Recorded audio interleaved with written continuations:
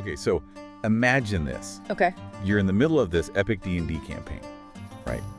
Swords are clashing, spells are flying, fate of the world is in the balance. Yeah. But you're not in your usual basement hangout. Right. You're surrounded by all the sights and sounds of a bustling public space. Oh, wow. Like, have you ever even thought about taking your game out of its comfort zone and into like a coffee shop or a park? Well, actually, my recent game was in a board game cafe. Oh. Which you'd think would be ideal, right? Yeah. It had like dedicated gaming tables, Yeah. a library of games that you could borrow, Oh. and they even had themed snacks and drinks. Oh, wow. Sounds perfect, right? Yeah. Well, we ended up having to switch tables 3 times Oh. because we had a rogue air conditioner, a spilled milkshake, and a very enthusiastic group playing a really loud card game nearby. Oh my goodness. It was a comedy of errors. That sounds like quite the adventure. It really was. But it makes you think, though. Public spaces are exciting, but Yeah, they're so unpredictable. Very. There are all these variables that you just don't encounter in a private setting. Exactly. So where do we even begin to unpack this whole thing? Well, If you're thinking about taking your D&D game public, yeah. the first thing you need to consider is location, location, location. Location is key. Yeah. It's more than just finding a place that's quiet enough. Right. You need to think about whether the venue even welcomes gamers. That's true. If it has enough table space for all your maps and character sheets. And like, imagine trying to cram your epic adventure Right. onto a tiny coffee table meant for 2. Exactly. And what about practical things like, Yeah. is there reliable Wi-Fi if you need it? Oh, yeah, that's important. Are there enough power outlets for laptops or tablets? Yeah. These might not seem important at first, Right. but they can really make or break your gaming experience. For sure. One tip I thought was really smart from what we read was about scouting potential locations Right. at times similar to your planned session. Oh, it's good. So you can get a real feel for the atmosphere, That makes sense. the noise level. Yeah. You can even chat with the staff Oh, that's a good idea. to make sure they're cool with, a D&D party Yeah. taking over a corner of their space. Yeah, for sure. Once you've got your location, Yes, it's time to transform it into your own personal gaming haven. exactly. And for someone like me who thrives on organization, Okay. this is where things get interesting. Okay. I'm talking about deliberate table setup. Okay. Not just for neatness, Yeah. but for minimizing distractions Right. and maximizing player interaction. That's so important. Yeah. Think about seating arrangements that encourage eye contact Okay. and facilitate natural conversation flow. Yeah, that's a good point. Maybe you want to group spellcasters together for easier collaboration, Yeah. or position the DM at a central point Okay. so everyone can see them. And let's not forget about containing those rogue dice. Oh, the dice. I can't tell you how many times a Right. crucial roll has ended up under the table, Oh, yeah. or even worse, bouncing off someone's plate at a restaurant. Oh, no. A simple dice tray can be a game changer. It really can. Yeah. It keeps those precious polyhedrals from rolling into oblivion, For sure. and it helps contain the noise. Yeah. Which is a major consideration in public settings. It's true. You don't want to be that group disrupting everyone with the constant clatter of dice. Oh, absolutely not. It's all about being respectful of the space and the people around you. Speaking of noise, that's probably one of the biggest hurdles to overcome Right? when you're playing in a public space. Yeah. You can't always control the ambient sounds of a cafe or a park. True, but you can definitely manage it. Okay, so how do we do that? Well, the article recommends a layered approach. Okay. It starts with choosing a quieter spot within the venue if possible. Maybe a corner away from the main traffic flow, Right. or a table outside if the weather permits. I like that. Yeah. And then, You can layer in sound strategically. oh, I like that. I love the idea of using game-themed music or Yeah. ambient soundscapes Yes. to create an immersive atmosphere Yeah. and help mask those distracting conversations happening around you. So it's like creating your own little world within the chaos, right? Exactly. A sonic bubble of adventure. I love that, a sonic bubble. Yeah. I like that. So what else can we do to minimize distractions? Well, clear communication strategies within the group can Yeah. make a big difference. So like what? You could use hand signals for common actions like drawing a weapon Right. or casting a spell, Okay. or have a designated quiet signal to get everyone's attention when things get too loud. I like that. Yeah. It's like developing your own secret language for public D&D. Exactly. I love it. And don't underestimate the power of visual cues. Oh, yeah. If you're a DM who likes to use props, make sure they're relevant. And don't create visual clutter. Oh, I've learned that lesson the hard way. Yeah.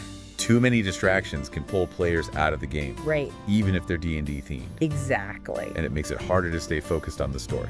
Which brings us to perhaps the most crucial element of public D&D.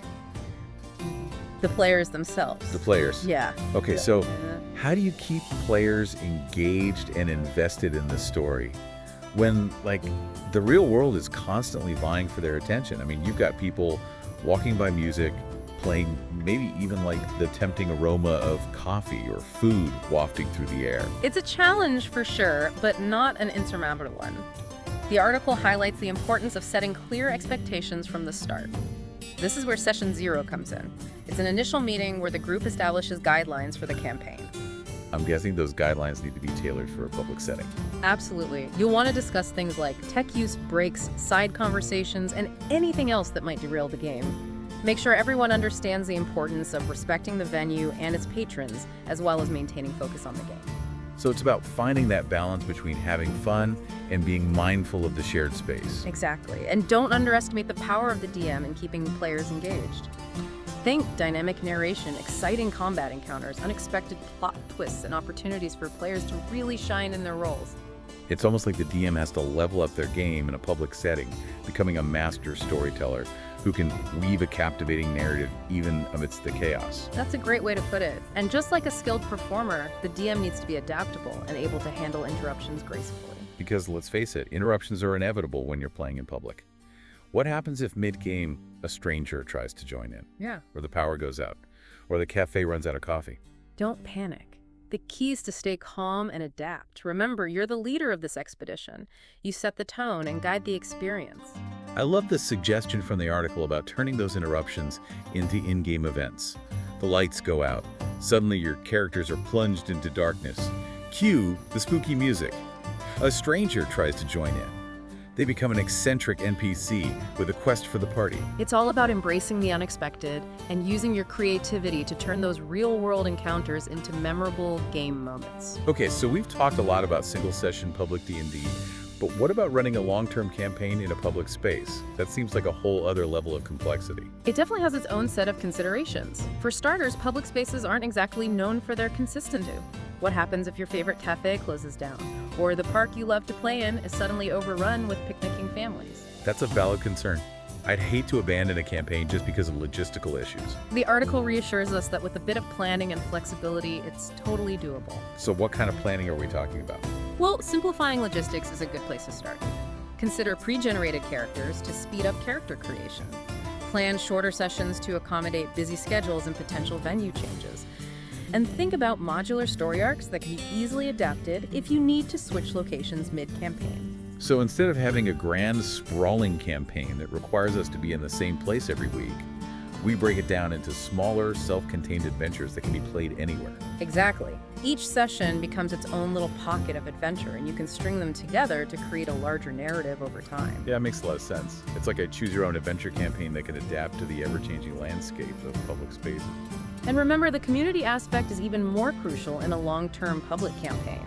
Encourage players to contribute to the world building, maybe even suggest plot hooks or help create NPCs. So it becomes less about the DM dictating the story and more about the group collaboratively creating the world together.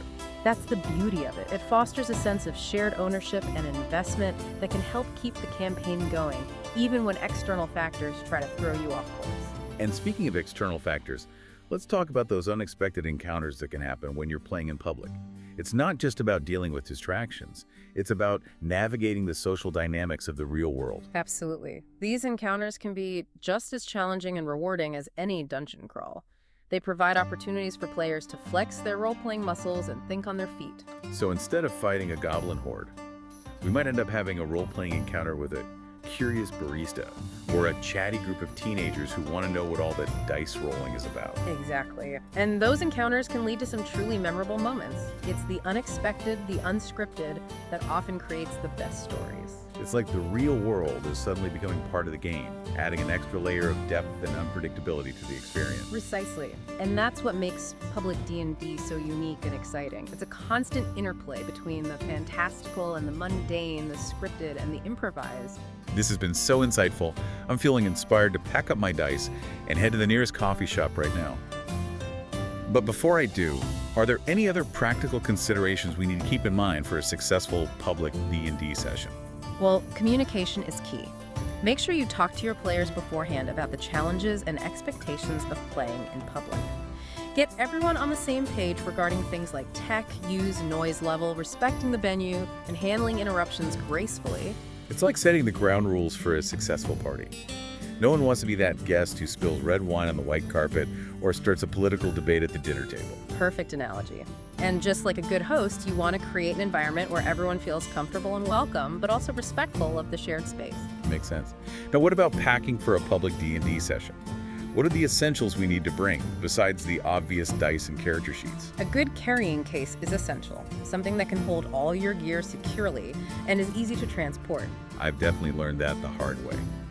Trying to juggle a stack of books, a dice bag, and a handful of loose papers while navigating a crowded cafe is a recipe for disaster. Absolutely.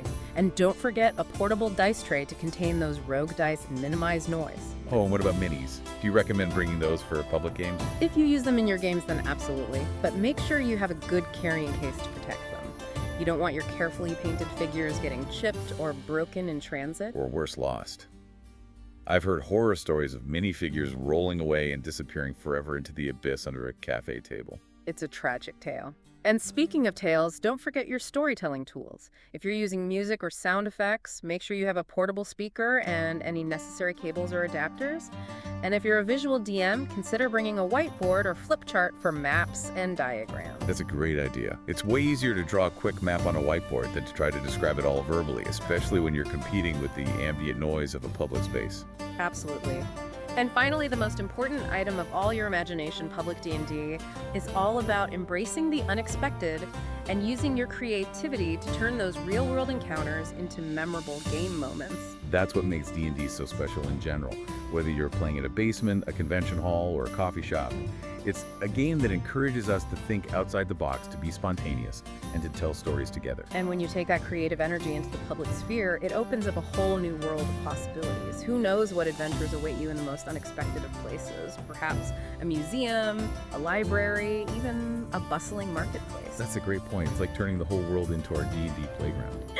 And speaking of exploring new worlds, this brings us to a genre of fantasy that's really captured my imagination lately: LitRPG. It's basically fantasy literature that incorporates elements of role-playing games, like character stats leveling up and quests. I've been seeing it everywhere, too. What I find fascinating is how LitRPG often blurs the lines between the virtual and the real, much like public D&D does. It's as if the game world is spilling over into our reality, or perhaps we're stepping into the game ourselves. And it's not just limited to books anymore. Right. You've got LitRPG web series, podcasts, even video games that are all tapping into this desire to experience the world through a game-like lens. It's a trend that reflects our growing fascination with interactive storytelling and immersive experiences. We want to be more than just passive observers. We want to actively participate in the narrative, to make choices that shape the outcome. And that's what makes public D&D so exciting. It's a chance to bring those interactive stories to life, to create a shared experience that goes beyond the confines of a screen or a page. Exactly. And in a way, public D&D is its own form of performance art. It's about breaking down those barriers between the audience and the performers, the fantasy and the reality. It's about inviting the world to join us in the game, to witness the magic unfold firsthand. And who knows? Maybe someone observing your public game will be inspired to start their own D&D adventure, or even delve into the world of LitRPG. It's all connected, isn't it? This desire to explore new worlds, to challenge ourselves, to tell stories that resonate with others. Precisely. And that sense of connection, of shared experience, is what makes D&D, LitRPG, and all forms of storytelling so powerful. Well, on that note, I think it's time to wrap up this deep dive into the world of public D&D. We've covered a lot of ground today, from choosing the right setting to managing those unexpected encounters. We've explored the challenges, the rewards, and the endless possibilities that await those brave enough to take their game out of the basement and into the public sphere. And of course, we couldn't have done it without the invaluable insights from LitRPG Reads and Bellow. A huge thank you to them for sharing their knowledge and passion for D&D. Their website is a treasure trove of resources for anyone interested in D&D, LitRPG, and all things geeky. So, listeners, we hope you've enjoyed this journey as much as we have. Public D&D may not be for everyone, but for those willing to embrace the unexpected, it can be an incredibly rewarding and memorable experience. It's a chance to connect with fellow gamers, share your love of D&D with the world, and create stories that will last a lifetime. And now we want to hear from you. What's the most unexpected place you would love to have a D&D session? A museum, a library, a rooftop overlooking the city. Share your ideas in the comments below. We can't wait to see what creative locations you come up with. Until next time, may your roles always be in your favor and your adventures be legendary.